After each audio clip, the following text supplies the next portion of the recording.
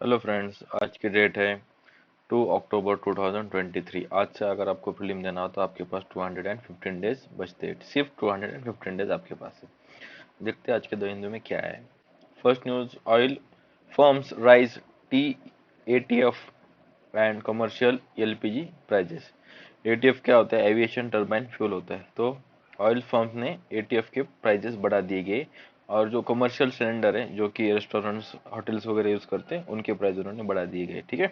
और जो अपना रेगुलर 14.2 kg जो अपन डोमेस्टिक में घर पे यूज करते हैं, उसके सिलेंडर के भाव नहीं बढ़ाए गए। Union cabinet approve the 75 lakh new LPG connection under the Ujjwala scheme in September. ठीक है, उज्ज्वला स्कीम किससे रिगार्डिंग है याद रखिए, ये एलपीजी कनेक्शन देने से रिगार्डिंग है। ठीक है, नेक्स्ट न्यूज देखते हैं। आसपा AFSPA extended in the 4 districts of Assam. आसपा क्या है? Arm forces special powers act. आसपा ये 1958 में एक्ट आया था। इसके अंदर मिलिट्री कंट्रोल लेती है किसी एरिया का, और उसके अंदर जो पुलिस प्रशासन होता है उनको कोई अथॉरिटी नहीं होती है, और ये किसी भी घर के अंदर जाके चेक एंड मतलब सर्च एंड अरेस्ट वारंट कर सकते विदाउट एनी रीजन। ठीक है। एंड वो शुड भी कर सकते हैं अगर उनको लगता है तो। उसके लिए उनको किसी भी डिप्टी कलेक्टर की और कलेक्टर की परमिशन की, मतलब अथॉरिटी की, वारंट की जरूरत नहीं होती है। तो इसका अंदर जो भी क्राइम्स होते हैं वो क्राइम्स आप कोर्ट्स में इसको ये नहीं कर सकते। ठीक है, मतलब इसको लेके आप कोर्ट्स में नहीं जा सकते इन क्राइम्स को लेके। तो ये भी है। ठीक है, तो अभी इन्होंने बोला है कि आसाम के 4 डिस्ट्रिक्ट्स में इसको बढ़ा दिया गया है। तो अभी कितने स्टेट्स के अंदर आसपा है? आसाम, नागालैंड, मणिपुर एंड अरुणाचल प्रदेश। बस इनके कुछ कुछ डिस्ट्रिक्ट्स में है, पूरे इस स्टेट में नहीं है। कौन कौन से? 4 नाम याद रखिए, आसाम, नागालैंड, मणिपुर, अरुणाचल प्रदेश। और आसपा जो है वो आसाम में 1990 से। ठीक है। और आसपा मेघालय में 2018 में कंप्लीटली निकाल दिया गया था। त्रिपुरा में 2015 में कंप्लीटली निकाल दिया गया। मिजोरम में 2019 में 1980s में निकाल दिया गया। ठीक है, ये ईयर्स याद रखिए। उसके बाद Johnson and Johnson not to enforce patents on TB drugs. देखो, जो पेटेंट एक आधी कंपनी ले लेती है, फार्मास्यूटिकल कंपनी होगी, और उसने एक पेटेंट फाइल कर दिया, तो वो पेटेंट 10 साल के लिए होता है। 10 साल के बाद वो पेटेंट खत्म होने को आता है। तो जब खत्म होने को आता है तो वो उस ओरिजिनल जो ड्रग है उसके अंदर थोड़ा सा केमिकल मॉडिफिकेशन करके उसको एक नया ड्रग बोल के उसका और पेटेंट करने के लिए बोलती है। तो अगर उसका और पेटेंट कर दिया तो इस प्रोसेस को बोलते हैं एवरग्रीनिंग ऑफ पेटेंट। ठीक है, एवरग्रीनिंग हो जाएगा पेटेंट का, क्योंकि वो तो बस 10 साल में कुछ थोड़ा सा चेंज करेगा, फिर से पेटेंट अप्लाई करेगा, और फिर से उसके वो खुद के ऊपर पेटेंट रखेगा और उसकी प्राइस बढ़ जाएगी। अगर पेटेंट होगा तो उसके प्राइस ज्यादा होते हैं। ठीक है। तो इसलिए जॉनसन एंड जॉनसन का जो एक कंपनी, एक ब्रांड है, कौन सा ब्रांड है देखिए यहाँ पे, सिर ट्यूरो सर ट्यूरो जो ब्रांड है, इसके अंदर वो बेटाक्यूनिन जो ट्यूबरकुलोसिस के लिए जो ड्रग होती है उसको मॉडिफाई कर रहे थे, और उसका पेटेंट उनको नहीं मिला। ठीक है, तो वो इन्फोर्स नहीं होगा। इंडिया ने पहले ही बोल दिया था कि हम ऐसा होने नहीं देंगे, और इसकी वजह से इसके जो प्राइसेस है वो कम हो जाएंगे, और टीबी का जो ये होगा, उसके ड्रग के प्राइसेस कम होने की वजह से जो लो इनकम कंट्रीज है एंड मिडिल इनकम कंट्रीज है उनको बेनिफिट होगा। ठीक है, ये इस आर्टिकल में दिया गया है। 134 low and middle income countries will be benefited from this. ठीक है। एंड जो बेटाक्विनिन है वो यूज किया जाता है मल्टी ड्रग रेजिस्टेंट ट्यूबरकुलोसिस में। जो कि देखो इसमें डिफरेंस क्या होता है। नॉर्मल ट्यूबरकुलोसिस होता है, उसको आप रेगुलर रेगुलर ड्रग्स दोगे, रेगुलर ड्रग्स मतलब रेगुलर प्रिस्क्रिप्शन दोगे तो ठीक हो जाएगा। लेकिन इसके ऊपर जब उनका रेजिस्टेंस बढ़ जाता है रेगुलर ड्रग्स के ऊपर, तो उनको मल्टी ड्रग रेजिस्टेंट डोज देने पड़ते हैं, कि भाई इससे भी एडवांस डोज उनको एंटीबॉडीज के देने पड़ते हैं, तो उसमें बेटाक्विनिन यूज हो जाता है। ये इन्होंने बोला है। Decision follow the global pressure on the companies against the pursuing the second patent. जो मैंने बोला आपको एवरग्रीनिंग ऑफ पेटेंट, उसी को वो सेकंड टाइम पेटेंट कर रहे थे on its breakthrough tuberculosis drugs, including the India's patent office rejection of the Johnson and Johnson secondary patent application for the fumarate salt of बिटेक्विनिन।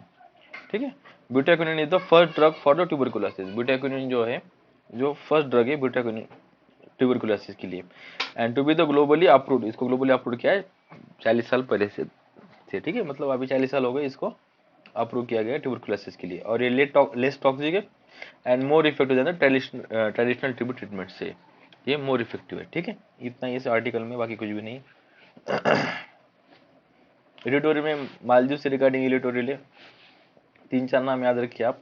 अभी के जो present president है मालदीव्स के, जो इलेक्ट होके आए अभी, उनका नाम है मोहम्मद म्यूजियो। मोहम्मद म्यूजियो, मस्त नाम है। देखो, मोहम्मद म्यूजियो इलेक्ट होके आए, और उनके पहले जो थे उनका नाम क्या है, इब्राहिम सोली। ठीक है, इब्राहिम सोली दो थे।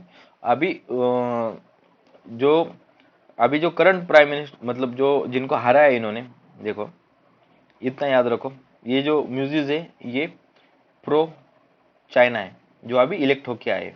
ठीक है, इसके पहले कौन थे, इससे पहले थे इब्राहिम सोली, ये प्रो इंडिया है। ठीक है, और इनके पहले इब्राहिम सोली जो अभी के करंट प्रेसिडेंट है, उनके पहले कौन थे, उनके पहले भी जो थे अब्दुल्ला यामीन, ये ना प्रो चाइना थे। ठीक है, देखो अभी ये ट्रायंगल है तीनों का। ठीक है, अब्दुल्ला यामीन ये प्रेसिडेंट थे, उनके बाद कौन बने, मोहम्मद सोली। ठीक है, उनके बाद कौन बने अभी के, मोहम्मद म्यूजिस। तो ये जो अब्दुल्ला यमीन है, इन्होंने सपोर्ट किया था म्यूजिस को जब उनका कैंपेन चल रहा था। तो उन्होंने बोला कि we don't want any Indian forces और any Indian companies, any Indian groups to work on the soil of the Maldives, go India. मतलब उन्होंने बोला कि इस कैंपेन को उन्होंने सपोर्ट किया, और उन्होंने बोला कि हमें इंडिया के अगेंस्ट पॉलिसी चाहिए, और वो जीत के आ गए। जो जो अब्दुल्ला यमीन है, इनको 11 साल का जेल हुआ है करप्शन केसेस के अंदर। तो अभी ये जो नए प्रेसिडेंट आए वो उनको निकालेंगे नहीं निकालेंगे, देखेंगे वो आगे क्या आगे। लेकिन जैसे इनका इलेक्शन हुआ म्यूजियस का, तो अपने प्राइम मिनिस्टर मोदी जी ने उनको सोशल मीडिया पे कॉन्ग्रेचुलेट्स किया कि यार अच्छी बात हो गई, आप चुन के आ गए। ठीक है, यही था इस एडिटोरियल में, कुछ भी नहीं है। नेक्स्ट एडिटोरियल, ये एडिटोरियल में ना अंबेडकर और गांधी जी और अंबेडकर, इनके बीच में जो थॉट्स में डिफरेंसेस है उसके रिगार्डिंग आर्टिकल है। जैसे कि जब कॉन्स्टिट्यूशन बनाने की बात चल रही थी इंडिया के अंदर, तब दोनों के आइडियाज आगे आए थे, कि गांधी जी के आइडिया और अम्बेडकर जी के आइडिया। तो इसमें इस एडिटोरियल में डिस्कस किया गया। अम्बेडकर जी ने बोला था कि स्टेट स्ट्रांग होना चाहिए, क्योंकि जब ऐसे वर्ल्ड वॉर 2 हुआ है, जैसे कि वहाँ पे लोग रिवोल्ट कर दे रहे हैं, या फिर कि कोई भी किसी के ऊपर आक्रमण कर दे रहा है, तो अपना स्टेट स्ट्रांग होना चाहिए। स्टेट के अंदर पुलिस स्ट्रांग होनी चाहिए, डिवीजन इस पावर को कोई मतलब डिवीजन नहीं होना चाहिए स्टेट का। ठीक है, इसलिए उन्होंने बोला स्टेट स्ट्रांग स्टेट होना चाहिए। उसी के खिलाफ अम्बेडकर ने बोला था, अपना गांधी जी ने बोला था कि विलेज इकोनॉमी होनी चाहिए, जैसे कि सेल्फ सफिशिएंट विलेजेस होने चाहिए। जैसे कि विलेज के अंदर ही खाना बनेगा, तो वो दूसरा लेगा, फिर वो खेती की फसल लेगा, फिर वो सलून वाले के पास वो खेती की फसल देगा। ठीक है, ऐसे सेल्फ सफिशिएंट विलेजेस होने चाहिए, it should not depend on anyone else. ठीक है, ये इन्होंने बोला था। उन्होंने बोला था विलेज के अंदर ही हेल्थ एजुकेशन विलेज के हिसाब से देनी चाहिए। ठीक है, उसके बाद उन्होंने बोला था कि गांधी जी ने एक थ्योरी दी थी, ओशन व्यू थ्योरी, जिसके अंदर उन्होंने बोला था कि एक सेंटर में अथॉरिटी नहीं होनी चाहिए जो लॉ बनाएगी सबके लिए, या फिर जो सेंटर में एक अथॉरिटी वो सबको कंट्रोल करेगी, ऐसा नहीं होना चाहिए।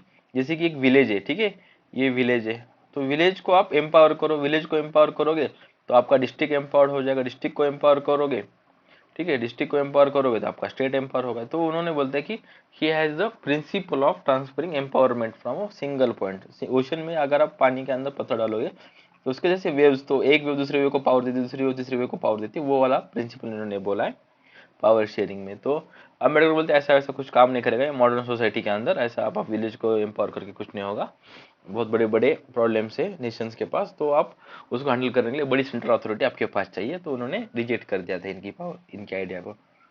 ठीक है, अंबेडकर के हिसाब से ये बोलना था कि state should control the economy, और इंडस्ट्रियलाइजेशन स्टेट ने लाना चाहिए, बड़े बड़ी इकोनॉमी, बड़े बड़े मैन्युफैक्चरिंग इंडस्ट्रीज इंडिया के अंदर लानी चाहिए, और इंडस्ट्रियलाइजेशन होना चाहिए। उसके उसके बाद ही तो पैसा आएगा अपने पास। कैपिटलिस्ट व्यू था इनका ज़्यादा करके। तो इसको अपोज किया गांधी जी ने। गांधी जी ने बोला नहीं यार, बिग इंडस्ट्रीज आएगी, मशीनरीज आएगी, एम्प्लॉयमेंट चली जाएगी, बंदे क्या काम करेंगे। तो इनका व्यू था कि विलेज के अंदर हर एक घर के अंदर एक चरखा हो, आप और मैं कपड़े सीधे बैठो। ठीक है, मतलब ऐसे ही यूपीएससी छोड़ दीजिए, तो ये सारी चीजें करते आप नहीं बैठेंगे। तो इनका ये व्यू था। और उन्होंने बोला अगर मशीन आएंगी तो एम्प्लॉयमेंट चली जाएगी।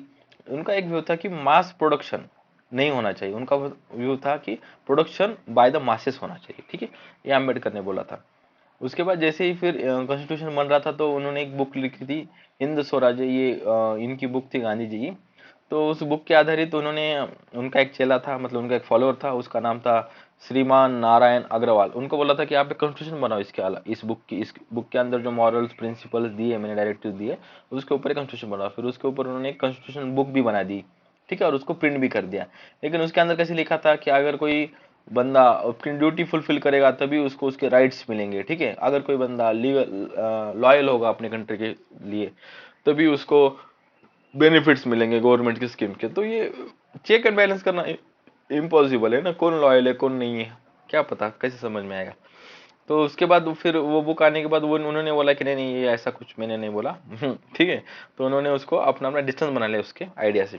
उसके बाद फिर अम्बेडकर के आइडिया है भी, मतलब अम्बेडकर के अपॉइंट के लिए भी, appointment as a drafting committee के चेयरमैन बनाने के लिए भी राजेंद्र प्रसाद को उन्होंने बोला था कि आप उनको कन्विंस करो अम्बेडकर को और उनको चेयरमैन बनाइए।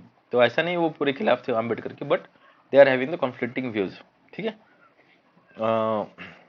तो फिर अम्बेडकर जी ने कॉन्स्टिट्यूशन बनाया और उन्होंने ये सारी मशीनरीज वगैरह, लॉ एंड ऑर्डर्स स्टेट को पावरफुल बनाने के लिए बनाई। और उन्होंने सेंट्रलाइज सिस्टम बनाया। सेंटर फेडरलिज्म में अपना पावरफुल है और स्टेट्स के पास इतनी पावर नहीं है, क्योंकि उस टाइम पे पोस्ट वर्ल्ड वॉर के अंदर सेशनिस्ट ये थी मेंटेलिटी थी लोगों की। और उन्होंने जो सदियों से चली आ रही है फ्यूडलिज्म, सेक्टेरियनिज्म, कास्टिज्म, उसको अप्रूव करने के लिए उन्होंने ह्यूमंस को फंडामेंटल राइट्स दिए गए। उसके लिए उन्होंने लिबर्टी, इक्वालिटी, ये life, right to liberty, equality and life, ये सारे लोगों को दिए। उसकी वजह से कास्टिज्म वगैरह अप्रूव हुआ। अभी बहुत ज़्यादा नहीं है इंडिया के अंदर, ठीक है। लेकिन ये दोनों के अंदर डिफरेंसेस थे, इतना ही याद रखिए इस आर्टिकल में। ये मेंस में क्वेश्चन आते हैं बहुत बार, आप भी पीवाईक्यू देखोगे तो आपको भी मिलेगी। कंपैरिजन करो आप गांधी के, अंबेडकर के थॉट्स के ऊपर, स्टेट के थॉट के ऊपर, इसके ऊपर उसके ऊपर, तो ये आपको पता होना चाहिए, ठीक है। Next article, ageing and ageing India needs age responsive tuberculosis care, ठीक है। इन्होंने बोला है कि अभी अपने इंडिया के अंदर 2011 में 9% जो पॉपुलेशन है वो अबो 60 है, ठीक है। तो इसकी वजह से इनके अंदर जब टीबी होगा तो वो क्रिटिकल होगा और इसको करने के लिए आपको काम लेने चाहिए। अक्टूबर 1 में international day of older person के लिए था। तो वहीं पे उन्होंने, राइटर बोल रहे कि we should resolve to invest in the health of our elderly population. तो अपन उनके इंफ्रास्ट्रक्चर बनाने के लिए पैसे डालने चाहिए, क्योंकि जो एल्डर्स होते हैं वो नॉलेज का, विजडम का स्टोर हाउस होते हैं, यही इन्होंने बोला है, ठीक है। और अभी एक रिपोर्ट भी आई थी, इसके अंदर बोला था कि जैसे कि अपनी इंडिया की पॉपुलेशन बढ़ेगी तो एल्डर्स में अंदर वुमन ज़्यादा होगी और एल्डर्स की पॉपुलेशन भी बढ़ेगी, ये इन्होंने बोला था, ठीक है। वो आपको याद होगा, आप डेली डिस्कशन देखते होगे तो याद होगा, नहीं तो नहीं होगा, ठीक है। ट्यूबरकुलोसिस इंडिया के अंदर 24 लाख हर साल होते हैं, उसमें से 1000 लोग रोज मर जाते हैं। दो national India national TB prevalence survey 2021 ने क्या बोला है कि इन्होंने बोला है कि अबो 55 ईयर्स के ऊपर जो बंदे हैं जिनकी एज 55 ईयर्स हो गई है, तो उनमें से 558, 1 लाख पर 1 लाख जो बंदे हैं उनको टीबी है, ठीक है। मतलब 1 लाख में से 588 लोगों को टीबी है जिनकी उम्र 55 ईयर से ऊपर है, यही सर्वे ने बताया। तो इसके लिए टीबी का एल्डर्स पे इफेक्ट कैसे होता है उसके, बहुत बार अपन बोलते हैं कि किसी बूढ़े आदमी को टीबी हो गया तो बोलते हैं यार आपके एज की वजह से आपको लग रहा है कि आपको ये सारे सिम्टम दिख रहे हैं, लेकिन वैसे सिम्टम्स होते नहीं वो। इसलिए वो टीबी को डायग्नोस करने में उसको डिले कर देते हैं और उसकी वजह से वो रिकॉग्नाइज ही नहीं होता उनको टीबी है बोल के, ठीक है। और उसके बाद उनको टीबी के साथ भी उनको बहुत सारे डायबिटीज वगैरह कोमोर्बिलिटीज, मतलब उनके साथ अलग भी डिसीजेस होते हैं, तो उसको मैनेज करना डिफिकल्ट हो जाता है टीबी के डोसेज देना ड्रग्स के, ठीक है। और उन्होंने ये बोला कि absence of social and emotional support उनको होता है, उनका कोई केयर नहीं लेता। There is a reliable information on the health. उन्होंने ये बोला है कि उनके पास इतनी इन्फॉर्मेशन नहीं होती कि ये डिसीज हो गया तो किसको दिखाना है, क्या करना है। इसके लिए एल्डरली सोशल नेटवर्क एस्टेब्लिश करने की जरूरत है। उन्होंने ये भी बोला है कि इंफ्रास्ट्रक्चर चैलेंजेस होते हैं, कोई विलेज में रहता है कोई यहाँ रहता है तो उनको उतनी हॉस्पिटलाइजेशन की ये नहीं मिलता, ठीक है। और उनका जो न्यूट्रिशन होता है, उनका जो फूड इंटेक होता है उसमें न्यूट्रिशन की वैल्यू कम, हाई न्यूट्रिशियस वैल्यू फूड नहीं होता, उसकी वजह से भी उनको बहुत बार रिकवरी में दिक्कत आती है, ठीक है। और आफ्टर जो 60s हो जाते हैं वो तो ज़्यादा करके रिटायर होते हैं और नॉन वर्किंग होते हैं, तो उनके पास सेविंग किए हुए पैसे होते हैं, तो वो खर्च करने में उनको इतने पैसे नहीं होते हैं जो वो खर्च कर पाएंगे खुद के खाने पे, इस पे उस पे। ठीक है। तो वो अपने फैमिली पे डिपेंड हो जाते हैं और उसकी बहुत बार बच्चे उनको नहीं संभालते, तो उनको दिक्कत आती है, यही इन्होंने बोला है। उसके बाद उन्होंने क्या क्या केयर कर सकते हैं इस प्रॉब्लम को सॉल्व करने के लिए, ये इन्होंने बताया। तो इन्होंने बोला है कि आप मोबाइल डायग्नोस्टिक वैन्स, मतलब चलती फिरती एक वैन्स बनाओ अगर वहाँ पे इंफ्रास्ट्रक्चर नहीं होगा तो।